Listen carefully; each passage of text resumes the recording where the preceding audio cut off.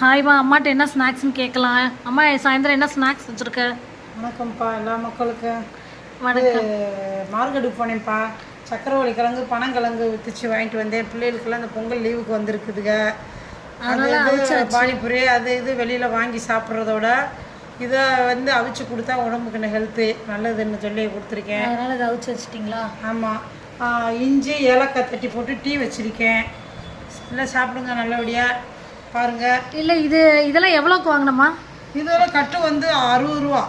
பனங்கிழங்கு 60 ரூபா. இது கிலோ 40 ரூபா வாங்கியிருக்கேன். கொஞ்சம் கொஞ்சம் அவிச்சிருக்கேன், கொஞ்சம் நிப்பாட்டி வச்சுருக்கேன். சரி. இந்த கிழங்குல வேறு ஏதாவது செய்யலாமா? இப்படி அவிச்சு மட்டும் சாப்பிட்றீங்களே.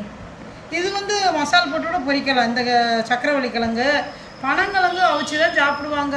இது வரைக்கும் நாராக இருக்கும், அதனால அப்படி சாப்பிட்டு இது நல்லா இருக்கும். அதனால இது நார் பொருள்